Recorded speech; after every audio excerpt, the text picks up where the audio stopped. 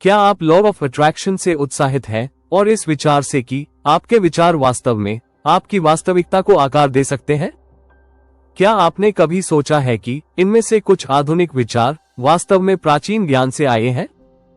जैसे, क्या होगा यदि वे बुद्ध की शिक्षाओं से प्रेरित थे और वह भी तब जब किसी ने उस शब्द का प्रयोग भी नहीं किया था? बहुत से लोग लॉ ऑफ अट्रैक्शन के पीछे भागते हैं जैसे कि ये किसी प्रकार का तुरंत मिलने वाला जादुई समाधान है। वे केवल धन, प्रेम या सफलता की कल्पना करते हैं बिना किसी गहन मानसिक पैटर्न पर ध्यान दिए। लेकिन आप जानते हैं, ये रणनीति वास्तव में निराशाजनक हो सकती है जब परिणाम सामने नहीं आते। कभी कभी आधुनिक शिक्षाएं उस आंतरिक प्रयास को नजरअंदाज कर देती हैं जो परिवर्तन के लिए वास्तव में आवश्यक है। बुद्ध की शिक्षाएं न केवल लॉ ऑफ अट्रैक्शन के नियम के अनुरूप हैं, बल्कि उसे एक नए स्तर पर ले जाती है। जब आप इरादे को ज्ञान, क्रिया और आंतरिक शांति की भावना के साथ मिलाते हैं, तो ये सिर्फ चीजों को आकर्षित करने के बारे में नहीं है, ये वास्तव में ब्रह्मांड के साथ सामंजस्य स्थापित करने के लिए खुद को बदलने के बारे में है। इस वीडियो में हम देखेंगे कि कैसे एक प्राचीन ऋषि बुद्ध आधुनिक गुरुओं से 2500 वर्ष आगे निकल गए। यदि आप अभी अभी हमारे साथ जुड़े हैं तो सब्सक्राइब बटन पर टैप करना न भूलें। 1. बुद्ध का कर्म नियम, इरादा हमारी वास्तविकता को कैसे आकार देता है? बौद्ध दर्शन वास्तव में कर्म, पाली कम्म के विचार के इर्द गिर्द घूमता है, जिसे अक्सर सरल तरीके से ब्रह्मांडीय पुरस्कार और दंड की एक प्रणाली के रूप में गलत समझा जाता है। बुद्ध ने कर्म को भाग्य के रूप में नहीं बल्कि स्वैच्छिक क्रिया के रूप में पुनर्परिभाषित किया तथा इस बात पर बल दिया कि इरादा, चेतना वह बीज है जिससे सभी परिणाम उत्पन्न होते हैं। निब्बेधिका सुत्त में वे कहते हैं, मैं तुमसे कहता हूँ, इरादा ही कर्म है। इरादा करके व्यक्ति शरीर, वाणी और बुद्धि के माध्यम से कर्म करता है। यह आकर्षण के नियम के पीछे के विचार को प्रतिबिंबित करता है, जो बताता है कि हमारे विचार समान अनुभवों को आकर्षित करते हैं। लेकिन बौद्ध धर्म इसमें एक महत्वपूर्ण पहलू जोड़ता है, नैतिक उद्देश्यपूर्णता का विचार। प्रत्येक विचार, शब्द या कार्य, चाहे वह लालच, घृणा या करुणा से उत्पन्न हो, कारण और प्रभाव की एक श्रृंखला प्रतिक्रिया शुरू करता है।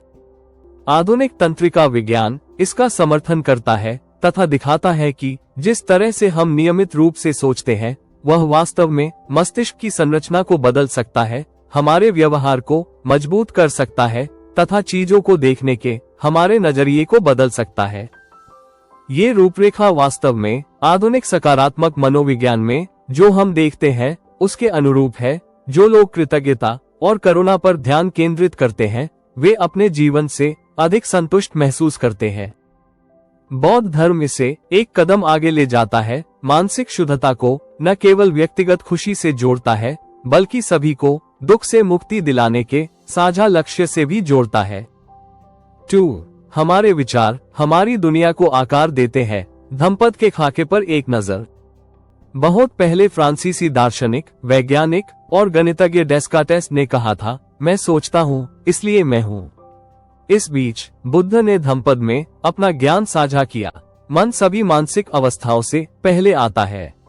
उनका नेता मन है। वे जो कुछ भी करते हैं वह विचार के उसी स्थान से आता है।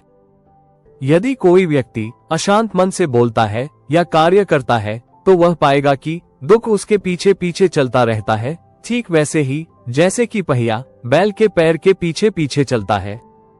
जब आप शुद्ध मन से बोलते हैं या कार्य करते हैं, तो खुशी आपके साथ होती है, ठीक आपकी परछाई की तरह जो कभी साथ नहीं छोड़ती। यह उस बात को प्रतिबिंबित करता है जो रोंडा बर्न ने द सीक्रेट में कहा है कि कैसे आपके विचार चुंबकीय हैं और वे उसी आवृत्ति पर मौजूद किसी भी चीज को आकर्षित करते हैं। 3. सही विचार और अभिव्यक्ति, पुराने को नए से जोड़ना। द लॉ ऑफ अट्रैक्शन, जो द सीक्रेट के माध्यम से लोकप्रिय हुआ, विचार शक्ति के विचार को एक सरल सूत्र में तोड़ देता है। आप जो चाहते हैं उस पर ध्यान केंद्रित करें, अपनी सफलता की कल्पना करें और नकारात्मकता से दूर रहें। बौद्ध धर्म में इस बारे में ज्यादा सूक्ष्म दृष्टिकोण अपनाया गया है। अपने विचारों का गलत तरीके से इस्तेमाल करना आपको वाकई मुसीबत में डाल सकता है। बुद्ध ने हमें सावधान किया कि हम अपनी लोभ को बेलगाम न होने दें, भले ही वे किसी अच्छी चीज के लिए ही क्यों न हो। दूसरा आर्य सत्य ये बताता है कि इच्छा या लोभ ही दुख का मूल है।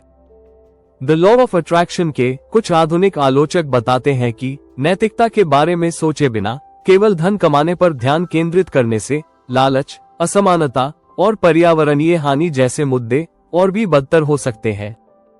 बौद्ध दृष्टिकोण अभिव्यक्ति प्रथाओं को बढ़ाएगा। आइए इस बात पर करीब से नजर डालें कि लोगों को क्या प्रेरित करता है। क्या यह इच्छा करुणा से उत्पन्न हो रही है या ये स्वार्थ से अधिक है? अनासक्ति अपनाने का अर्थ है परिणामों की चिंता किए बिना अपने लक्ष्यों की ओर बढ़ते रहना।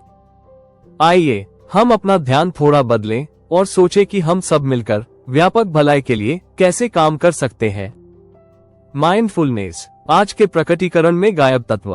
आप जानते हैं माइंडफुलनेस सती पर बुद्ध की शिक्षाएं वास्तव में कुछ मूल्यवान प्रदान करती है। लॉ ऑफ अट्रैक्शन पर चर्चाओं में अक्सर ये बात छूट जाती है, ये सब आपके विचार पैटर्न के प्रति जागरूक होने के बारे में है, उनमें फंसने के बिना। धम्पद में सुझाया गया है, एक बुद्धिमान व्यक्ति अपने विचारों को उसी तरह संरेखित करता है जैसे एक बाण को संरेखित करता है। हाल के अध्ययनों से पता चलता है कि माइंडफुलनेस का अभ्यास करने से तनाव के स्तर को कम करने में मदद मिल सकती है और हमारी भावनाओं को प्रबंधित करने के तरीके में सुधार हो सकता है। इससे हमारी सोच स्पष्ट होती है, जो हमारे विचारों को हमारे लक्ष्यों के साथ संरेखित करती है। यहाँ कुछ अभ्यास दिए गए हैं जो आपको दिलचस्प लग सकते हैं। मानसिक नोटिंग का मतलब है अपने विचारों को योजना बनाना, चिंता करना या निर्णय लेना के रूप में लेबल करना, ताकि ऑटोपायलट मोड को तोड़ने में मदद मिल सके। ये सब जो घटित होता है और हम कैसे प्रतिक्रिया करते हैं के बीच के विराम के उस क्षण के बारे में है, जो हमें जानबूझकर प्रतिक्रिया करने का अवसर देता है। मेटा मेडिटेशन का मतलब है अपने और अपने आसपास के लोगों के लिए दयालु विचारों को बढ़ावा देना। ये केंद्रित जागरूकता लॉ ऑफ अट्रैक्शन को रोकती है। ये एक ऐसी चीज है जिसमें हम सभी कभी न कभी फंस जाते हैं। डर की भावना से प्रकट होना, जैसे ये कहना कि मैं गरीब नहीं रहना चाहता, इसके बजाय इरादे की भावना से आना, जैसे कि मैं एक स्मार्ट तरीके से प्रचुरता पैदा कर रहा हूँ। 5. प्राचीन ज्ञान और आधुनिक विज्ञान के बीच सेतुबंध बनाना, संबंध को प्रमाणित करना। हाल के अध्ययन बुद्ध की अंतर्दृष्टि को आधुनिक मनोविज्ञान से जोड़ते हैं। न्यूरोप्लास्टिसिटी हमें दिखाती है कि जब हम एक ही विचार को बार बार सोचते हैं तो हम वास्तव में अपने मस्तिष्क के कनेक्शन को मजबूत करते हैं। ये वास्तव में कर्म के विचार से जुड़ा हुआ है, जो हमारे आदतन इरादों के महत्व पर प्रकाश डालता है। प्लेसिबो प्रभाव से पता चलता है कि किस प्रकार हमारे विश्वास वास्तव में हमारे शरीर में उपचार को गति प्रदान कर सकते हैं, तथा ये दर्शाता है कि कभी कभी मन वास्तव में शरीर को प्रभावित कर सकता है। सामाजिक संसर्ग का तात्पर्य यह है कि किस प्रकार भावनाएं और व्यवहार नेटवर्क के माध्यम से फैलते हैं, जो एक साझा वाइब या सामूहिक कर्म की तरह होता है। लेकिन विज्ञान हमें ये भी दिखाता है कि इसकी भी सीमाएं हैं। गरीबी या भेदभाव जैसे बड़े मुद्दों से निपटने के लिए सिर्फ सकारात्मक सोचना ही पर्याप्त नहीं है। बौद्ध धर्म वास्तव में बुद्धिमत्तापूर्ण कार्य या सम्माकम्मता के महत्व पर प्रकाश डालता है, जो आकर्षण के नियम के साथ साथ चलता है। ये लोगों को अपने इरादों को नैतिक प्रयासों के साथ जोड़ने के लिए प्रोत्साहित करता है। संक्षेप में, विचार शक्ति के एकीकृत दर्शन की ओर आगे देखना। बुद्ध की शिक्षाएं वास्तव में लॉ ऑफ अट्रैक्शन को एक नए स्तर पर ले जाती है, जो हमारे विचारों की शक्ति को नैतिकता से जोड़ती है तथा ये बताती है कि हम सब एक दूसरे से किस प्रकार जुड़े हुए हैं। आइए आज इस ज्ञान का लाभ उठाएं। अपने इरादों पर ध्यान केंद्रित करें। सुनिश्चित करें कि आपके विचार लालच से नहीं बल्कि करुणा से आते हैं। एक क्षण के लिए जागरूक हो जाइए। अपने विचारों और आदतों पर ध्यान दीजिए। उनमें बहुत अधिक उलझे बिना सही काम करें। उन अच्छी भावनाओं को कार्यों में बदलें जिससे सभी को मदद मिले। बुद्ध के अंतिम शब्द पुनः गूंजते हैं, सभी बद्ध चीजें अनित्य हैं। दृढ़ संकल्प के साथ आगे बढ़ते रहें। एक ऐसे संसार में जो सदैव बदलता रहता है, हमारे विचार और इरादे कर्घे के समान हैं, जिस पर हम वास्तविकता का ताना बाना बनाते हैं, एक समय में एक सचेतन धागा। बुद्ध की शिक्षाओं और लॉ ऑफ अट्रैक्शन के बारे में आप क्या सोचते हैं? बेझिझक अपने विचार कमेंट में लिखें।